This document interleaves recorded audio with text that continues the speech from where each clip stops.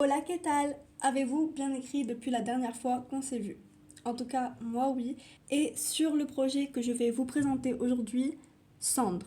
Comme vous le savez, si vous avez vu mes deux dernières vidéos, après avoir fini avec le premier tome d'LSP, je suis passée à un autre manuscrit qui, pour l'instant, va très bien. En un été, j'ai réussi à écrire 25 000 mots, ce que je n'avais jamais fait avant. Sur LSP, il m'aurait fallu au moins 6 mois pour atteindre ce palier-là, et du coup, je suis super fière. Mais bon, aujourd'hui, le sujet, ce n'est pas comment va mon écriture sur ce projet, mais le projet en lui-même. Donc, on ne va pas perdre de temps et on va s'y plonger directement. Alors d'abord, je vais vous faire un pitch rapide de Cendre. En gros, c'est l'histoire d'un royaume qui doit quitter ses anciennes terres à cause de l'attaque de barbares. Sauf qu'en voulant quitter les anciennes terres, les invocateurs, qui sont des gens dotés de pouvoirs magiques, restent en retrait pour pouvoir retarder les barbares pour que le reste du royaume ait le temps de partir. Ce qui fait que ils meurent tous et il reste que les apprentis invocateurs, et parmi eux la plus expérimentée et celle qui est la plus poussée dans sa formation, Afra, la personnage principale. Donc elle doit passer le rituel qui fera d'elle une vraie invocatrice, qu'on appelle l'invoque Imenim, et essayer de balancer ça avec le reste de sa vie, qui est très très mouvementée. Et du coup, c'est une fantaisie, peut-être romantaisie, je me suis pas encore très bien fixée sur ça. C'est de la très high fantasy en tout cas, ça c'est sûr. C'est une première pour moi en fait, parce que jusque-là j'avais jamais écrit de roman où dès le début on était on était plongé dans l'univers.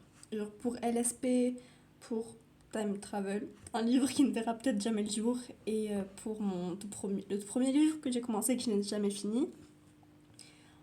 Même si on partait ensuite dans un monde fantastique, on commençait toujours avec notre monde de base. Et là, directement, j'étais plongée dans un univers déjà établi, dans lequel la protagoniste était déjà établie, elle avait déjà ses repères dedans, même si elle n'est plus dans son royaume d'origine. Du coup, elle a quand même la culture de ce monde, la culture, les traditions. Donc, c'était très poussé, c'était pas quelque chose qu'on apprenait. Enfin, si, pour le lecteur, c'est quelque chose qu'il apprend au fur et à mesure, mais il faut garder en tête que tout ça est déjà ancré dans la tête du personnage. Bref, du coup, l'intrigue, qu'est-ce que c'est? Je sais pas si je vous la détaille. Je ne sais vraiment pas. En gros, l'invoquiménime consiste en débloquer différents arcanums, nom qui changera parce que j'ai juste pris le nom d'un truc dans Le Prince Dragon. Bref, c'est une série que j'aime bien. J'avais pas d'inspiration sur le moment, du coup j'ai juste pris ce nom, mais je changerai à la réécriture. Pour l'instant, on va appeler ça un arcanum. C'est un monde où en fait il y a 8 divinités qui sont associées à 8 éléments principaux, eux-mêmes associés à 8 animaux totems, eux-mêmes associés à certaines couleurs qui reviennent dans les méditations, l'invoquiménime et tout ça, les prières et tout ça. Bref, si vous avez suivi la vidéo sur le brainstorming, vous n'avez pas besoin que je me réétale là-dessus. Si vous ne l'avez pas vu d'ailleurs, allez la voir, ça vous éclairera un peu sur cette vidéo-là. Et donc, nous avons l'océan, le soleil, la lune, les étoiles, l'esprit, le sang, les cristaux et le ciel. Et donc, pour devenir un vrai invocateur, il faut passer par chacune de ces étapes, trouver l'arcanum de chacun de ces éléments pour montrer qu'on est déterminé à être un invocateur, qu'on a la foi, on a assez de foi en les dieux de ce monde pour passer les épreuves super terrifiantes, super dangereuses et surtout super mortelles pour eux. Et à la fin, nous avons ce qui pour l'instant s'appelle la transformation finale, qui consiste en gros à demander au dieu l'autorisation de devenir un vrai invocateur. En mode, t'auras beau passer toutes les étapes de l'invoqué minime, si les dieux ne t'acceptent pas en tant que vrai invocateur, t'en es pas un. Et bref. Ah oui, et les pouvoirs magiques, c'est quelque chose avec lesquels les apprentis invocateurs naissent.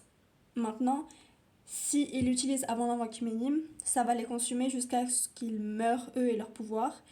Et si les dieux ne les acceptent pas, ils ne pourront pas pratiquer la magie. S'ils les acceptent, ils deviennent de vrais invocateurs. Pourquoi ça s'appelle cendre? C'est une métaphore. Parce que Afra, c'est une fille qui n'a pas beaucoup de confiance en soi. Une fille très complexe que je vais pas m'étaler dessus parce que je compte ensuite mettre cette histoire sur Wattpad, donc il faut bien que je garde un peu de suspense. Mais en gros, c'est parce que vous voyez, après la transformation finale, on choisit un animal totem et tout. Et une phrase qui m'est directement venue dès le début de l'histoire, c'est alors, au moment de la grande cérémonie pour la transformation finale, il y a quelqu'un qui fait un discours, je ne sais pas encore exactement qui, mais qui dit à Afra: tu es la cendre qui reste du feu des anciens invocateurs. Et Afra qui répond: non, je suis l'étincelle qui l'a rallumée. Parce que mon bébé a gagné tellement de confiance en elle durant tout le rituel que ça y est, en fait, c'est la boss maintenant. Bref, voilà du coup pourquoi ça s'appelle cendre. C'est une métaphore par rapport au fait que c'est grâce à elle en fait que l'histoire va continuer. Et l'animal totem du soleil, c'est le phénix. Et elle va bref, vous voyez. Et le phénix renaît de ses cendres. Vous comprenez la métaphore? Ouais. Donc, dans cette histoire, on a bien évidemment Afra, la protagoniste. Une fille, une orpheline, parce que j'aime trop écrire sur des orphelins, je sais pas pourquoi. I don't know. Peut-être qu'un jour j'écrirai une histoire avec des gens qui ont des parents. On sait pas.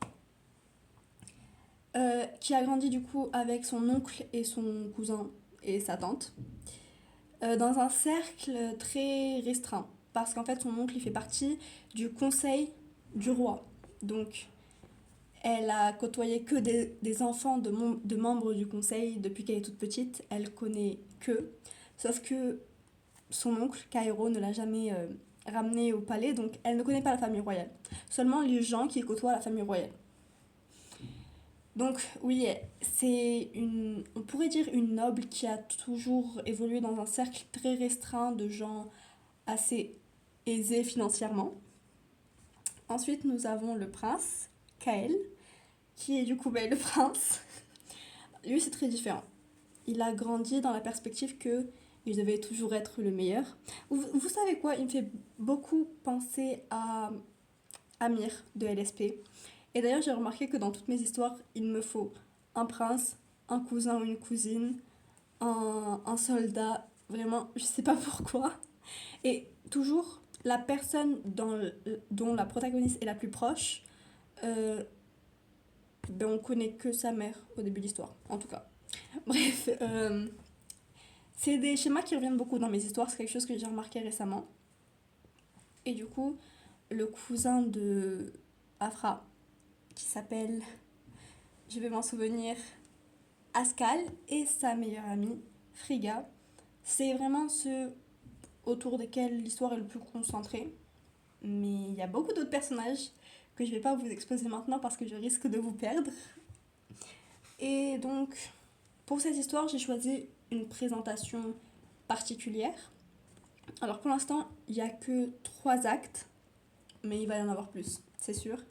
Parce que pour l'instant, le point le point auquel se finit l'histoire, c'est pas la vraie fin de l'histoire. Il va y avoir une suite après. Alors, je sais pas si ce sera en un seul tome. S'il est trop long, je le couperai sûrement et j'en ferai une duologie. Ou même une trilogie parce que l'acte 1 que j'avais prévu pour l'acte 1 20 000 mots. Pour l'instant, je suis à 25 000. Il va sûrement passer les 30 000. Du coup, je m'inquiète quant à la taille de ce livre. Surtout que l'acte 1, c'est pas le plus grand.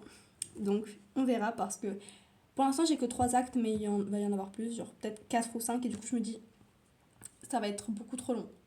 Mais ça, c'est pas une question pour maintenant. Voilà, donc c'était une petite présentation de mon work in progress du moment. Toujours un accent si beau, vous voyez. Toujours pour vous, hein. On se revoit la prochaine fois. Je ne sais pas quand, je ne sais pas comment, je ne sais pas où, mais on se reverra la prochaine fois. En attendant, portez-vous bien, écrivez bien surtout, et bisous!